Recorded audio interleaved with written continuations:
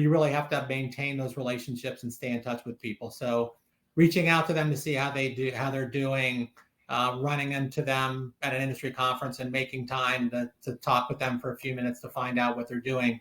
I think those are all things that are really important.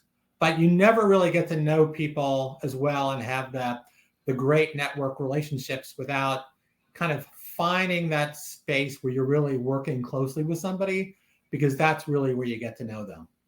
Yeah, absolutely. And I know as we worked through different issues when we worked together, you always talked about developing the relationship with the owners, with the other people in the organization. And it was always a priority for you that we actually developed relationships with the people that we worked with, even if it was across the table. And that was a really important piece. Yeah, I think it's interesting. I think some of the strongest relationships that I built in the industry were with people that I did workouts with. And, when you're sitting across the table in a problem situation, it's easy to potentially take it personally or to project on that individual. But I think what fortunately I was able to do, and a lot of the people that I sat across the table with, was that we worked to find a solution.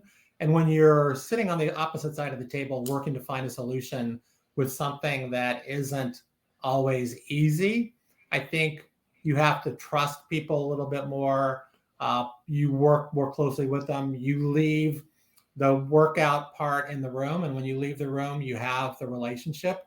And so I think that's really important, is to really be thinking about, is the other person just simply representing their company, or is there something personal? And I think what I always found, fortunately, was people were representing their company and there wasn't a lot personal. And as a result, I was able to build some great relationships in that way. Yeah, it's great to really think about it in that way, that they're doing the best thing for their company, but being able to separate that from the individual is super important. Yeah, I mean, a little anecdote.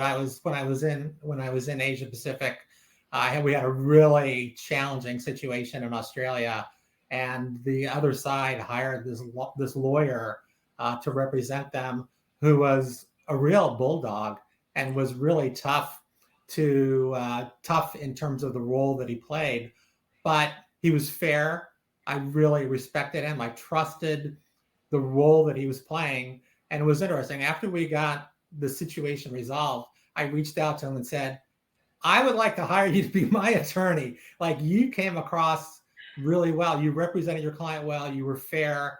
I believe, that you're going to be a fair individual, not only to represent my company going forward, but to deal with others. And so I think you learn a lot about people by working through some of those situations.